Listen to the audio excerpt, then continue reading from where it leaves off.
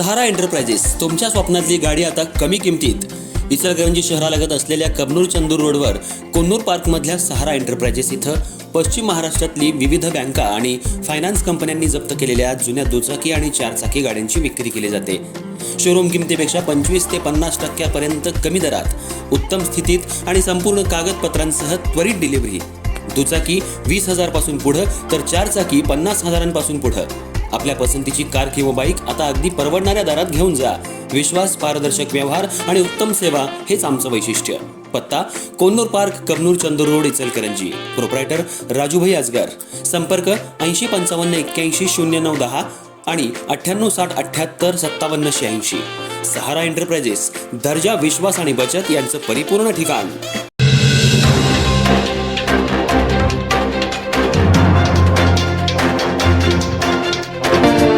नमस्कार, मी तेजस्विनी मगदूम। एम मराठीमध्ये आपल्या सर्वांचं स्वागत आहे। पाहूया ठळक घडामोडी। इचलकरंजी महानगरपालिकेची रणधुमाळी सुरू झाली आहे। प्रचाराचा शुभारंभ करण्यासाठी राज्याचे मुख्यमंत्री देवेंद्र फडणवीस हे 3 तारखेला दुपारी 3 वाजता शहरात रोड शो साठी येणार आहेत। आज या नियोजनासाठी भाजपा कार्यालयामध्ये आजी माजी आमदार आणि उमेदवार कार्यकर्त्यांची बैठक पार पडली।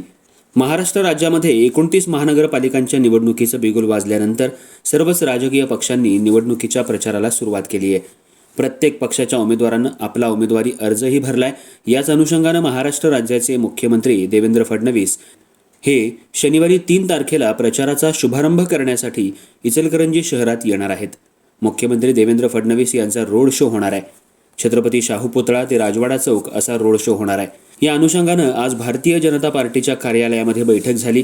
या बैठकीला आमदार राहुल आवाडे, माजी आमदार सुरेश हाळवणकर, निवडणूक प्रभारी मकरंद देशपांडे तसंच माजी आमदार प्रकाश आवाडे यांनी कार्यकर्ते आणि उमेदवारांना सूचना केल्या। हा रोड शो इचलकरंजी शहरातूनच मोठ्या प्रमाणात होणार आहे। महाराष्ट्रातल्या भाजपच्या निवडणुकीच्या प्रचाराचा शुभारंभ इचलकरंजी शहरातून होणार आहे। त्यामुळे भाजपच्या कार्यकर्त्यांनी लाखोंच्या संख्येनं या रोड शोला येण्याचं आवाहन आमदार राहुल आवाडे यांनी केलंय। या बैठकीला आजी माजी आमदार तसंच निवडणूक प्रभारी मकरंद देशपांडे आणि भाजपचे कार्यकर्ते उमेदवार मोठ्या संख्येनं उपस्थित होते।